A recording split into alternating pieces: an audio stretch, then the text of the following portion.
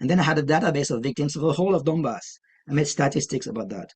And the statistics showed that between 2016 to 2018, 72% of the victims that we verified were actually based on the separatist side of the line of contact, meaning caused by Ukrainian armed forces in most cases.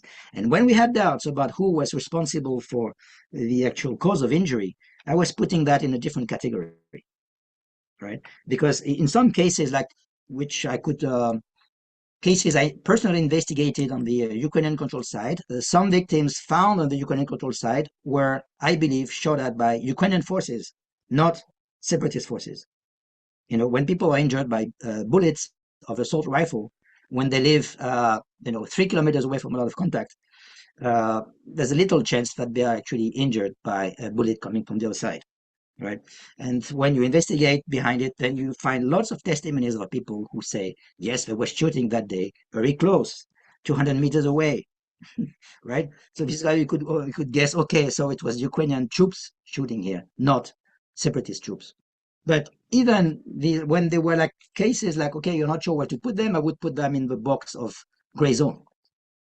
So even when I eliminated those strange cases, I still had this huge discrepancy statistics. And I decided we need to communicate on that because the general public in Ukraine believed what their own media were telling them, which was that they were basically attacked every day by pro-Russian separatists, and that the Ukrainian military was not doing anything, just sitting there waiting to be shot at, right?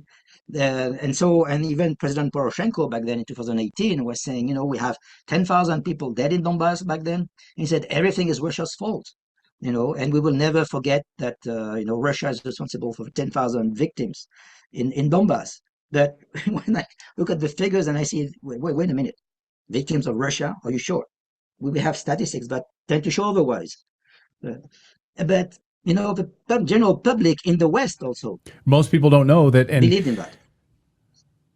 Right, and it was covered up and believed that Russia was attacking their own Russian citizens in this separatist region. By all accounts, it was a genocide. I mean, 14, 15,000 people, many of them, as you pointed out, civilians, children on their way to school, bombings in parks. Friend of the show and great journalist Eva Bartlett, who's covered, the pedal mine launching, these small sort of like leaf-like pedal mines that are just launched into parks. Kids pick them up and they're just killed instantly, or their hands are blown off. Launched on a regular basis.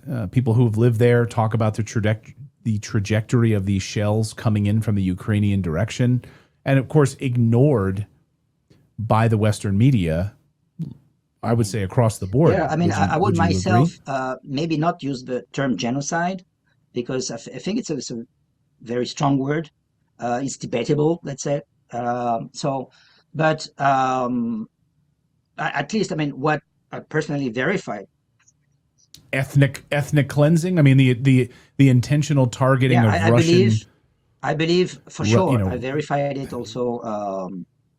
For the Ukrainian nationalists, the Donbass people are all traitors, separatists, and they despise them.